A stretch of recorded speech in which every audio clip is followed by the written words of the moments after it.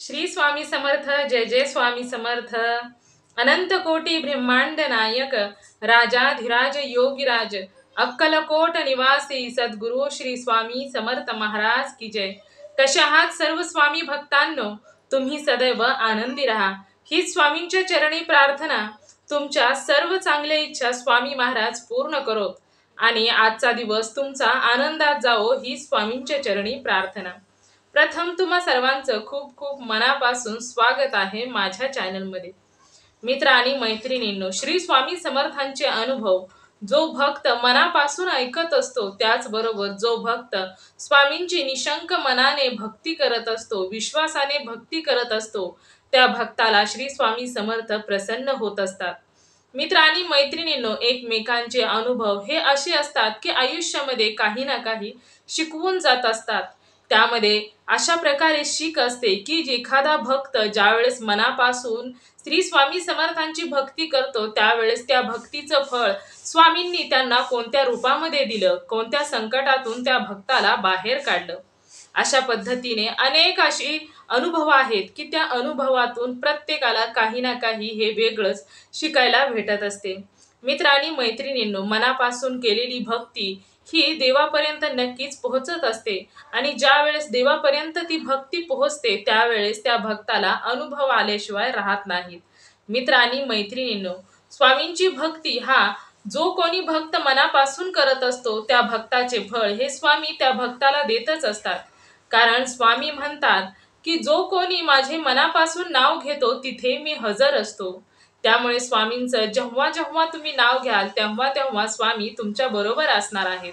मित्र आणि मैत्रिणींनो, कधी कधी काय होत असतं की एखादा भक्त हा काही संकट येत आहेत, काही दुःख येत आहेत म्हणून भक्ती करायला सुरुवात करत असतात, परंतु त्यांचा स्टॅमिना एवढा नसतो की त्यांची वेळ येईपर्यंत किंवा त्यांची भक्ती देवापर्यंत पोहोचेपर्यंत ते भक्ती करतात। कधी कधी त्यांचं मन मध्येच हरवून जातं, त्यांचा विश्वास नाहीसा होतो आणि त्यानंतर ते भक्ती सोडून देत असतात। तर कधी कधी अशी देखील लोक असतात की त्यांना कोणत्याही प्रकारे भक्ती न करता देखील श्री स्वामी समर्थ प्रसन्न होत असतात। मित्र आणि मैत्रिणींनो, कारण फरक एवढाच असतो की काही लोकांचे कर्म हे खूप चांगले असतात, त्यामुळे त्यांच्या कर्माचे फळ हे त्यांना कधी कधी भक्ती न करता सुद्धा स्वामी त्यांच्यावरती प्रसन्न होत असतात। मित्र आणि मैत्रिणींनो, सर्व काही आपल्या आयुष्यामध्ये घडत असते ते आपल्या कर्मानुसार घडत असते, ते प्रत्येकाच्या कर्मानुसार घडत असते। प्रत्येक गोष्ट आयुष्यामध्ये जी होत असते, जी घडत असते, ती आपल्या कर्माचाच एक भाग असतो। मित्र आणि मैत्रिणींनो, सेवा करायला लागलो आहे, देवाची खूप सेवा करतो आहे म्हणजे तुमच्या आयुष्यामध्ये वाईट घडणार नाही असे कधीच होऊ शकत नाही। कारण येणारा हा दिवस हा कर्मानुसार येत असतो। तुम्ही जसे कर्म कराल त्या पद्धतीनेच तुम्हाला त्या कर्माचे फळ हे नक्कीच मिळत असते। मित्र आणि मैत्रिणींनो, कधी कधी आयुष्यामध्ये अशी अशी वेळ येत असते की त्यावेळेस आपल्याला सगळं इथेच थांबवावं असं देखील वाटत असतं।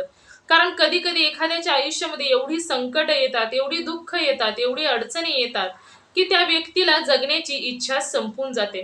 परंतु मित्र आणि मैत्रिणींनो, ज्या वेळेस तुमच्या बरोबर ईश्वराची साथ असेल, आता ईश्वराची साथ म्हणजे काय की साक्षात तुम्हाला देव दर्शन देत नाहीत किंवा साक्षात देव तुमच्या बरोबर आहे असं दाखवत नाहीत, तर तुमचं मनोबल असतं, ते मनोबल तुमचं एकदम असं असतं की तुम्हाला कोणतंही संकट आलं तरी घाबरू देत नाही। म्हणजे तुमच्या मनाचा विश्वास असतो आणि तेच असतं ईश्वराची साथ असतं। कारण प्रत्येकाच्या आत्म्यामध्ये ईश्वर वास करत असतात आणि तेच आत्मा, तोच विश्वास तुम्हाला कोणत्याही संकटाला घाबरू देत नाही। कधी कधी तुम्ही अशी देखील लोक पाहिली असतील की खूप साधं संकट आलं की हरून जातात आणि हरतात, असे हरतात की शेवटचा निर्णय घेत असतात। परंतु जर तुम्ही भक्ती करत असाल ईश्वराला, जर मनापासून तुम्ही पूजत असाल, ईश्वराची भक्ती मनापासून करत असाल, तर अशी लोक खूप कमीच लोक असतात की ती ही शेवटचा निर्णय घेत नाहीत। मित्र आणि मैत्रिणींनो, तुम्ही कधीही ऐकलं असेल की देवाची भक्ती करणारी लोक असं पाऊल कधीही उचलत नाहीत, कारण त्यांच्या बरोबर ते ईश्वर भगवंत हे सदैव असतात। मित्र आणि मैत्रिणींनो, आयुष्यामध्ये अडचणी, दुःख, संकटे येत असतात, परंतु जे मनोबल असतं, जे मनाचं तुमच्या एक शक्ती असते, जो आत्मविश्वास असतो, तो खूप महत्त्वाचा असतो। मित्र आणि मैत्रिणींनो, आयुष्यामध्ये आत्मविश्वास होणं खूप गरजेचं आहे। मग ते कर्मानुसार असो किंवा तुमच्या भक्तीनुसार असो. मित्र आणि मैत्रिणींनो, आजचा मी जो तुम्हाला श्री स्वामी समर्थांचा सत्य अनुभव जो सांगणार आहे, तो अनुभव खूपच मन हेलावणारा, डोळ्यातून पाणी काढणारा हा अनुभव आहे. कारण ज्या वेळेस हा अनुभव मी स्वतः ऐकला, त्यावेळेस मला देखील एक 5 मिनिटं मी शांत झाले. कारण हा अनुभव एवढा भयानक आहे. कधी कधी मित्र आणि मैत्रिणींनो, आपण ज्या कुटुंबामध्ये राहत असतो त्या कुटुंबामधीलच लोक त्याचबरोबर एवढा त्रास देतील की त्या व्यक्तीला साम दाम दंड भेद अशा प्रकारे सर्व त्याच्यावरती प्रत्येक वेगवेगळ्या प्रकारे त्रास देण्याचा जर प्रयत्न करत असेल आणि त्यातल्या त्यात तो जर त्रास देणारा व्यक्ती हा आयुष्याचा जोडीदार असेल, तर बस आयुष्यामध्ये याच्या व्यतिरिक्त अजून काय वाईट दिवस पाहण्याची वेळ येणार आहे. मित्र आणि मैत्रिणींनो, आजचा जो अनुभव मी सांगणार आहे तो एका ताईला आलेला अनुभव सांगणार आहे. आणि त्या ताईचं नाव आहे सुजाता केंभाळे आणि त्या अंबरनाथ येथे राहणारे आहेत. मित्र आणि मैत्रिणींनो, त्या ताईंना एवढा भयानक त्रास दिला तो दुसरा तिसरा कोणीही नसून तर त्यांच्या मिस्टरांनी त्रास दिलेला आहे. मित्र आणि मैत्रिणींनो, आयुष्यामध्ये प्रत्येक स्त्रीचं असं स्वप्न असतं की माझा संसार सुखाचा होईल, माझ्या आयुष्याचा भेटणारा जोडीदार हा माझ्या प्रत्येक पावलोपावली मला साथ देईल, प्रत्येक वेळी मला समजून घेईल, मला साथ देईल आणि माझ्या बरोबर आनंदाचे दिवस घालवेल, आमच्या दोघांचा सुखी संसार असेल असं प्रत्येक स्त्रीला वाटत असते. आणि लग्नाच्या अगोदर प्रत्येक स्त्रीचं असं स्वप्न देखील असतं. आणि मित्र आणि मैत्रिणींनो, या ताईने देखील असं स्वप्न पाहिलं होतं. परंतु त्यांच्या स्वप्नाच्या नंतर लग्न झाल्यानंतर त्यांच्या आयुष्यामध्ये काय काय झालं, चला तर त्या ताईंचा स्वतःचा अनुभव त्या ताईंच्या शब्दामध्ये ऐकूया. चला तर मग ताई सांगायला सुरुवात करतात. श्री स्वामी समर्थ. जय जय स्वामी समर्थ. माझे नाव सुजाता केंभाळे आहे आणि मी राहणारी अंबरनाथ येथील आहे. मला माझा अनुभव सांगण्याची संधी मिळाली त्याबद्दल मी मनापासून तुम्हा सर्वांची खूप खूप आभारी आहे. प्रत्येक स्त्रीचं जसं स्वप्न असतं तसंच माझं देखील स्वप्न होतं की माझा सुखी संसार असावा. माझ्या संसारामध्ये जसं एक घरटं असतं प्रेमाने बनलेलं, त्याच पद्धतीनं माझा देखील संसार असावा, अशा पद्धतीचं माझं देखील स्वप्न होतं. त्यानंतर स्वप्न असं होतं आणि त्यानंतर माझं लग्न झालं. लग्न झाल्यानंतर माझा जो संसार एवढा सुखाचा चालू झाला, जसं मी स्वप्न पाहिलं होतं त्या पद्धतीने सुरुवातीला माझ्या संसाराला सुरुवात झाली. आणि माझा जो जोडीदार होता त्यांचा स्वभाव असा होता की जे काही हट्टी म्हणजे अशा प्रकारचा हट्टी की जिथे जी गोष्ट हवी आहे तिथेच ती गोष्ट पडली पाहिजे किंवा ती गोष्ट तिथेच ठेवली पाहिजे. मग साध्यातली साधी गोष्ट म्हणजे टॉवेल पासून किंवा टिफिनच्या डब्यापासून जी काही वस्तू जिथे हवी आहे तिथेच त्यांच्या म्हणण्यानुसारच ठेवली पाहिजे. म्हणजे असा जोडीदार मला मिळाला की नशिबानुसार म्हणा किंवा माझं भाग्य असंच होतं अशानुसार म्हणा, परंतु माझा जो जोडीदार होता तो असा मिळाला की त्यांना त्यांच्या स्वतःच्या इच्छेच्या पुढे कोणाचंही काहीही दिसत नव्हतं. कोणाची भावना, कोणाचं मन दुखवतंय, कोणाला काय वाटतंय अजिबात सुद्धा नाही. पैशा पाण्याचा विचार करायचा म्हटलं तर त्यांना 1,00,000 रुपये पगार होता महिन्याला. त्यामुळे पैशाची कोणत्याच प्रकारे कमतरता नव्हती. मित्र आणि मैत्रिणींनो, अशा घरामध्ये माझं लग्न झालं होतं. माझ्या मिस्टरांचा स्वभाव कडक होता, एवढा कडक की त्यांना स्वतःच्या इच्छेशिवाय दुसरं काहीही दिसत नव्हतं. म्हणजे मला असं वाटायचं की सुरुवातीला काही दिवस गेल्यानंतर आपोआप बदल होईल, त्यांना देखील माझी किंमत समजेल आणि त्यानंतर मी माझ्या आयुष्यामध्ये मी सुखी संसार करेल, असं माझं स्वप्न होतं. त्यानंतर हळूहळू काही दिवस निघून गेले. पुन्हा मला वाटलं की घरामध्ये बाळाची चाहूल लागल्यानंतर तरी घरामध्ये बदल होईल आणि माझ्या मिस्टरांचा स्वभाव बदलेल. परंतु असं झालंच नाही. त्यानंतर मला पहिली मुलगी झाली. मुलगी झाल्यानंतर मुलीचं घरामध्ये आगमन झालं. असं म्हणतात की पहिली बेटी लक्ष्मी असते. मग घरामध्ये लक्ष्मी आली तरी देखील यांच्या स्वभावामध्ये कोणत्याच प्रकारचा बदल झाला नव्हता. त्यांचा स्वभाव आज जसा पूर्वी होता त्याच पद्धतीने होता. कधीही माझ्याबरोबर त्यांनी गप्पा मारल्या नाहीत, कधीही मुलीबरोबर खेळले देखील नाही, कधीही काहीही नाही. त्यांचं जसं सुरुवातीचं रुटीन होतं त्याच पद्धतीचं अजूनही रुटीन चालूच होतं. त्यानंतर मला असं वाटलं की कदाचित मुलगी जन्माला आली म्हणून त्यांचा स्वभावामध्ये कोणत्याही प्रकारचा बदल झाला नाही. त्यानंतर दुसऱ्या मुलाची चाहूल लागली आणि त्यानंतर मुलगा झाला. त्यावेळेस मला देखील खूप आनंद झाला, कारण सुखी संसारामध्ये अजून काय लागतं, एक मुलगा, एक मुलगी, छोटंसं कुटुंब. आणि त्यावेळेस मला वाटलं की आता माझं कुटुंब कंप्लीट झालं, आता माझ्या घरामध्ये आनंदी आनंद होईल.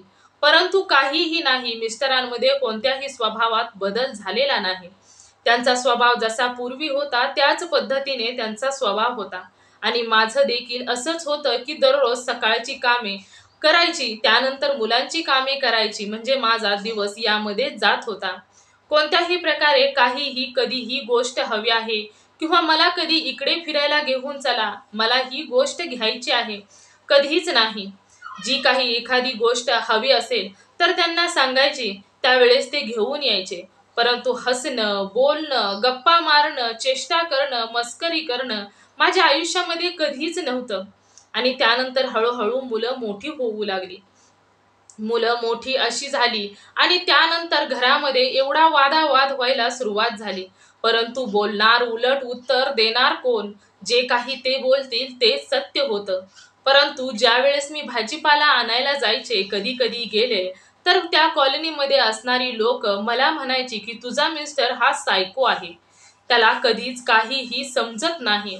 परंतु मी त्यांना काहीही बोलत नव्हते आणि मी घरी निघून यायचे.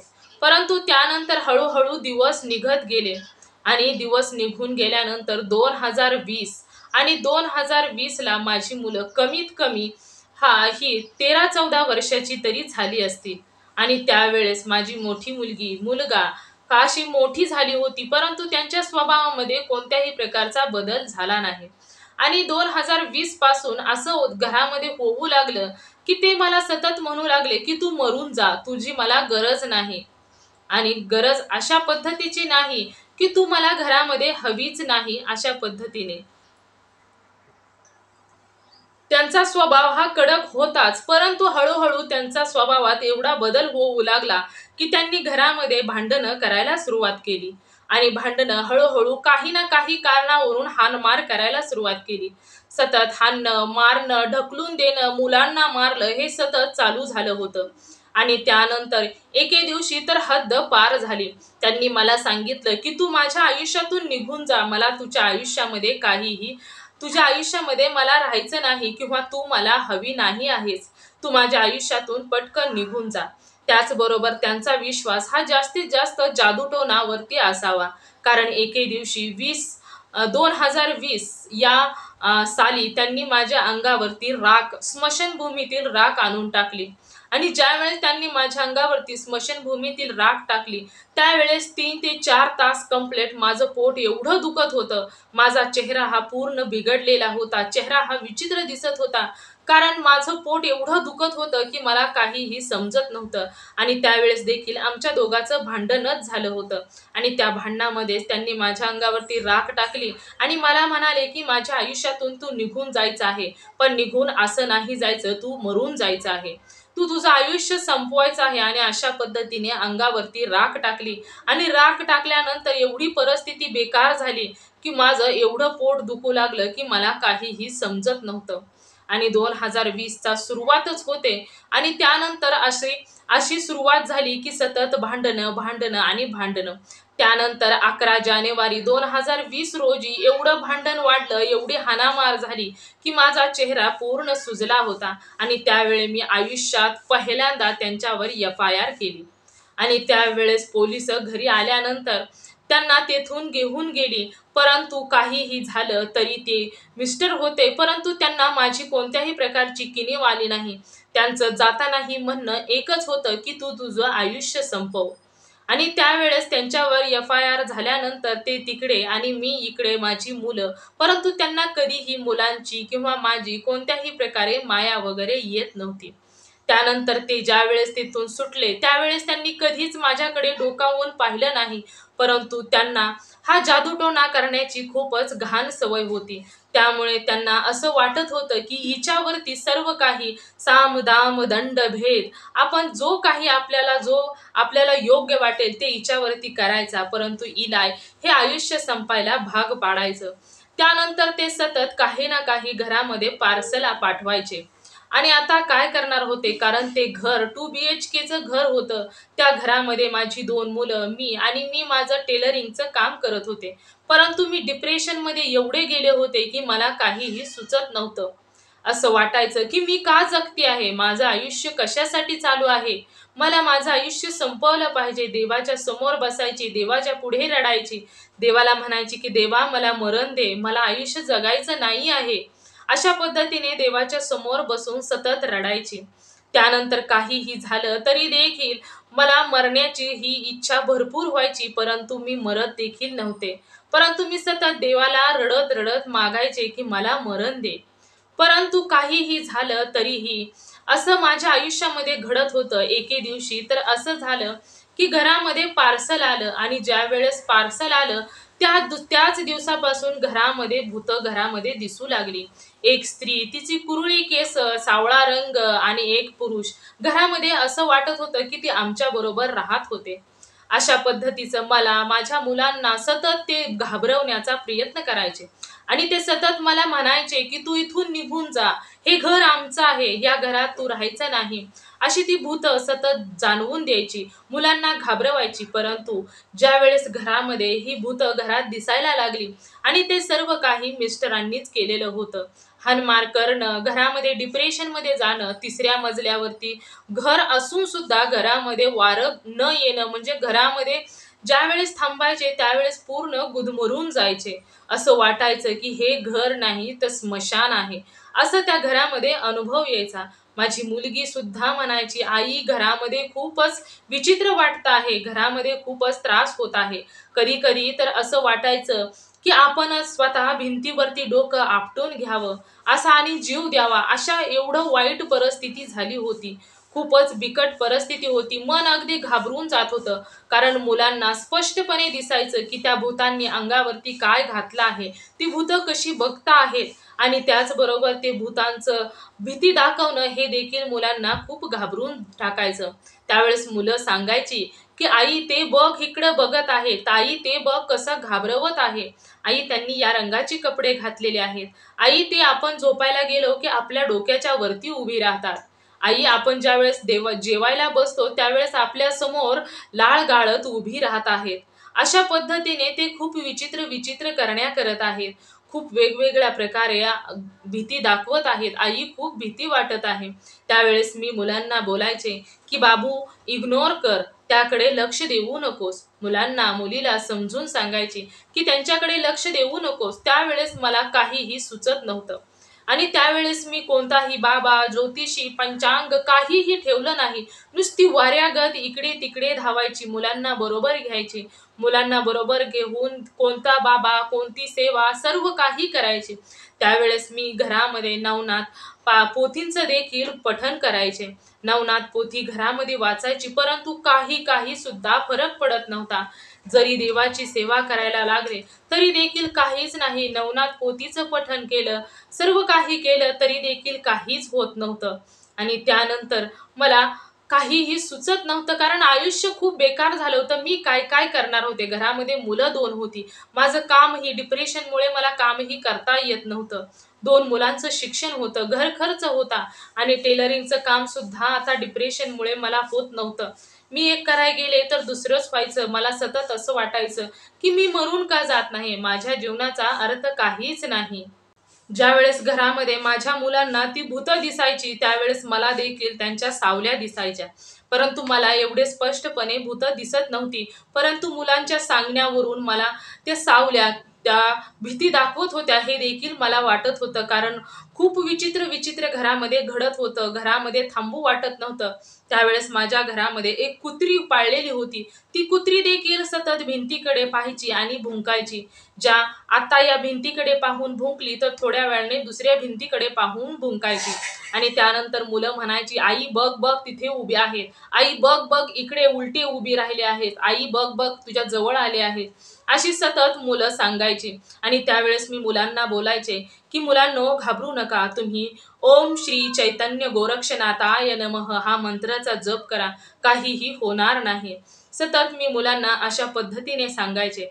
त्यानंतर एके दिवशी असंच यूट्यूबवर पाहत असताना मला प्रदीप दादांचा नंबर मिळाला. प्रदीप दादांना सर्व काही सांगावं आणि आपल्या आयुष्यातील अडचणी जरा कमी होतील या आशेने मी प्रदीप दादांना फोन लावला. प्रदीप दादांना फोन लावल्यानंतर प्रदीप दादांनी सांगितलं की तुमचं घर अगोदरच बांधून ठेवलेलं आहे आणि तुम्हाला ते घर सोडावं लागेल आणि त्या माझ्या घर बांधलेलं आहे म्हणजे त्या घर मला सोडून जावं लागेल. त्याचबरोबर कॉलनीमध्ये असणारे लोक सुद्धा मला म्हणायचे की त्या घरामध्ये खूप विचित्र विचित्र आवाज येत आहेत, तुम्ही कशाला त्या घरामध्ये राहता.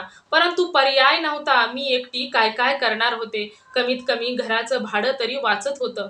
परंतु मनामध्ये एवढा विश्वास होता की मी म्हणायचे की नाही, हे घर माझं आहे, ते घर त्या भूतांचं नाही, त्यांनी त्या घरातून निघून जायचं, माझं घर आहे, मी इथे राहणारच. कारण पर्यायच शिल्लक नव्हता. माहेरी जायचं तर माहेरच्या लोकांनी संबंध तोडले होते, ते कोणीही येत जात बोलत कोणीही काहीही करत नव्हते. ज्यावेळेस मला 2020 साली मिस्टरांनी एवढं मारलं, त्यावेळेस मी माझे स्वतःचे फोटो काढले, आईला पाठवलं, भावाला पाठवलं, परंतु आईने साधा फोन सुद्धा केला नाही, कोणीही मदतीसाठी धावून आलं नाही. म्हणजे मी या जगामध्ये एकटी पडली होती. त्यामुळे मला दुसरं काही सुचत नव्हतं, मरण्याशिवाय दुसरा कोणताही पर्याय दिसत नव्हता. आणि ज्यावेळेस प्रदीप दादांनी असं सांगितलं त्यावेळेस मला काहीही सुचलं नाही. प्रदीप दादांना मी विनंती केली की काही सेवा वगैरे असली तर मला सेवा सांगा, मी सेवा करेन. आणि त्यावेळेस मी फेब्रुवारी 2023 ला ज्यावेळेस प्रदीप दादांचं फोनवर बोलणं झालं, त्यानंतर मी प्रदीप दादांकडे भेटायला गेले.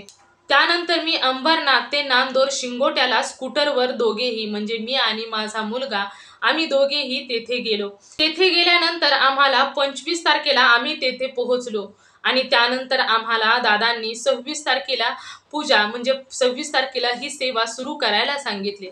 परंतु प्रदीप दादांनी जेवढी काही सेवा आम्हाला 26 तारखेला करायला सांगितली होती ती सर्व काही सेवा आम्ही केली, परंतु कोणत्याही प्रकारे काहीही फरक पडला नाही. आणि त्यानंतर आयुष्य पुन्हा असंच चालू राहिलं. मिस्टरांना काहीही येणं जाणं काहीही नव्हतं, परंतु सतत ते आमच्या आयुष्यामध्ये कुरघोड्या करायचे. अशी कुरघोड्या करायचे की आम्हाला पूर्णपणे ब्लॅकमेल करायचे. म्हणजे त्यांना असा भूतांवर या आणि निगेटिव्ह शक्तींवर खूप विश्वास होता. त्यामुळे ते तसेच जादूटोना आमच्या घरावरती करायचे. एक एक वेळी तर देवाचं पारायण, देवाची पूजा करत असताना असं वाटायचं की इथेच मस्तक आपटावं आणि जीव सोडून देवा. देवाची पूजा करू वाटत नव्हती, काहीही करू वाटत नव्हतं. एवढा त्रास व्हायचा, मन इकडे तिकडे धावायचं, मन खूप घाबरून जायचं. कारण घरामध्ये विचार करा तुम्ही, ज्यावेळेस घरामध्ये आपल्या व्यतिरिक्त जर भूत असतील आणि भूत जर दिसत असतील, ती भीती दाखवत असतील तर काय अवस्था झाली असेल. परंतु पर्याय नव्हता, जाणार तर जाणार कोठे, काहीच उरलं नव्हतं, कोणीच नव्हतं कोणत्याच प्रकारे मदत करेल किंवा आपल्याला कोणीतरी साथ देईल, हात धरून सांगेल की घाबरू नकोस, मी तुझ्या बरोबर आहे. आम्ही किती वेळा तरी श्री स्वामी समर्थांना अक्कलकोटला गेलो, परंतु काहीही नाही, कोणत्याच प्रकारचा फरक पडला नाही. स्वामींवरती विश्वास नव्हता असं जरी म्हटलं तरी देखील चालेल. कारण जे काही आहे या संकटातून पळ काढण्यासाठी आमचा प्रयत्न चालू होता. विश्वासाने काहीच नाही, जे काही करायचो ते करायचो का तर या तर संकटातून आम्ही बाहेर निघावं यासाठी खूप खूप जे कोणी काही सांगेल ते करायचो. कोणत्या बाबांनी काही सांगितलं तर ते करा, कोणी ज्योतिषाने काही सांगितलं तर ते करा, पंचांगामध्ये काही निघालं तर ते करा, परंतु कोणत्याही प्रकारे काहीही बदल होत नव्हता. मिस्टर जे होते ते कधीही आयुष्यामध्ये पुन्हा आले नाहीत, परंतु त्यांच्या कुरघोड्या करणं, जादूटोणा करणं कधीही थांबलं नाही. त्यांना असं वाटायचं की ही बाई मेली पाहिजे.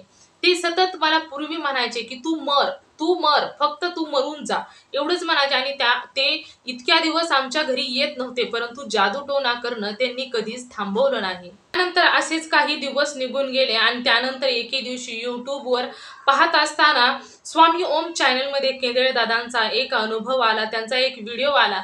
आणि त्या व्हिडिओमध्ये मला असं समजलं की केंद्रे दादा देखील अशा संकटातून बाहेर निघण्यास मदत करतात. आणि त्यावेळेस मी काहीही करून म्हटलं की केंद्रे दादांचा नंबर घ्यायचा. आणि त्यानंतर केंद्रे दादांनी नंबर मिळाला, केंद्रे दादांना फोन केला. आणि त्यानंतर केंद्रे दादांनी पुन्हा सांगितलं की तुम्हाला 14 मार्चला त्यांनी मला सेवा दिली आणि सांगितलं की तुम्ही 18 तारखेला ताई 18 तारखेपासून तुम्ही सेवा चालू करा.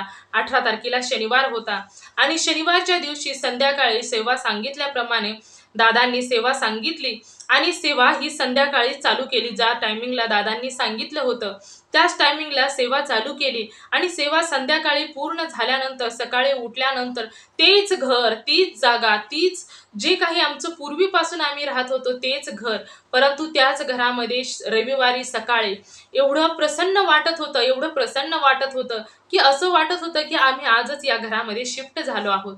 का त्याचबरोबर माझी मुलगी सुद्धा मला म्हणाली की आई घरामध्ये किती छान वाटतंय, घरामध्ये किती सुंदर वातावरण वाटतंय, घरामध्ये बघ हवा वगैरे किती खेळती आहे.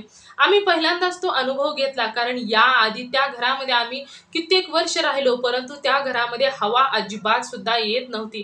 3ऱ्या मजल्यावरती घर होतं, परंतु खिडक्या देखील खूप मोठमोठ्या होत्या, परंतु त्या घरामध्ये कधीही घरामध्ये हवा आली नाही.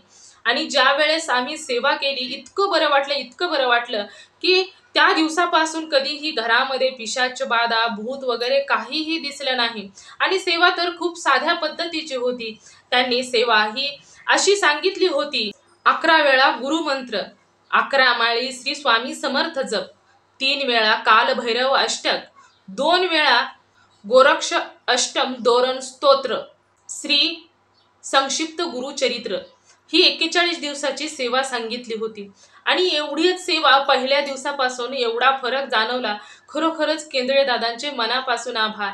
त्यांच्या या सेवेने, खूप साधी सेवा, याच्या अगोदर आम्ही खूप खूप काय काय केलं होतं घरामध्ये सुख समाधान येण्यासाठी, आणि त्याच वेळेस कधीही घरामध्ये काहीच फरक जाणवला नाही. परंतु ही जी सेवा घरामध्ये एकच दिवस केली आणि यानंतर 41 दिवस करायची होती, या पहिल्याच दिवशी अशा पद्धतीचा रिझल्ट घरामध्ये पाहायला भेटला. आणि खरं सांगायचं म्हटलं तर या सेवेने आयुष्यामध्ये माझ्या आनंद झाला.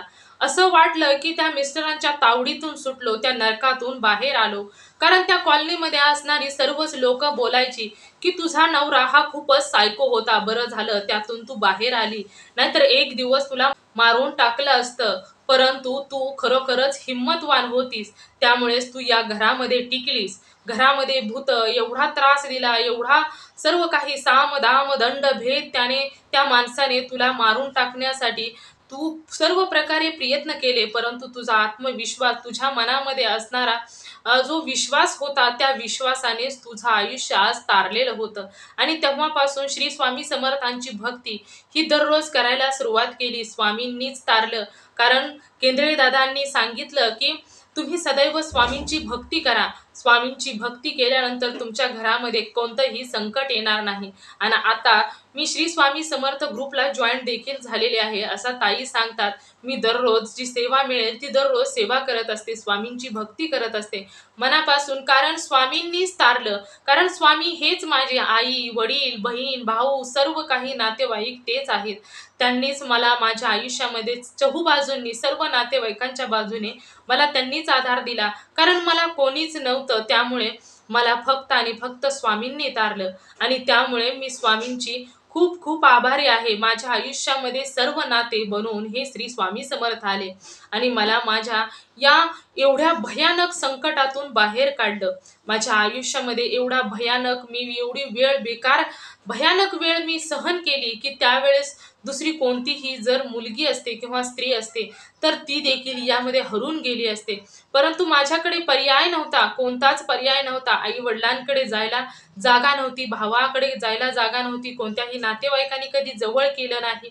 कधीच कोणीच केलं नाही. मिस्टरांनी अशा पद्धतीने त्रास दिला, मग मी जाणार तर जाणार कुठे होते. आणि ज्यावेळेस सर्व रस्ते बंद होतात ना, त्यावेळेस एकच रस्ता दिसतो, तो म्हणजे ईश्वराचा. त्यामुळे जो भक्त मनापासून भक्ती करतो त्यालाच ईश्वराचा रस्ता दिसतो. परंतु ज्याच्या मनामध्ये कोणत्याही देवाविषयी भक्ती नसते, त्या व्यक्तीला एक रस्ता दिसतो, तो म्हणजे मृत्यूचा. आणि मृत्यूचा रस्ता हा योग्य नाही, कारण कर्माचे भोग कधीही पिछा सोडत नसतात. त्यामुळे जे काही घडायचं आहे ते या आयुष्यात हे आयुष्य लढून जिंकायचं आहे आणि आयुष्यामध्ये यशस्वी व्हायचं आहे. जंग लढणं म्हणजेच काही अशा ठिकाणी जाऊन जंग लढायची नसते, तर आयुष्य ही एक सुद्धा जंग आहे. कारण आयुष्यामध्ये खूप काही अडचणी येत असतात, खूप काही दुःख येत असतात. क्वचितच एखाद्याचं आयुष्य सुखाचं असतं, आनंदाचं असतं. थोडी संकटे येत असतात, अडचणी येत असतात, परंतु एवढी नसतात की आयुष्य संपवण्याची वेळ येते.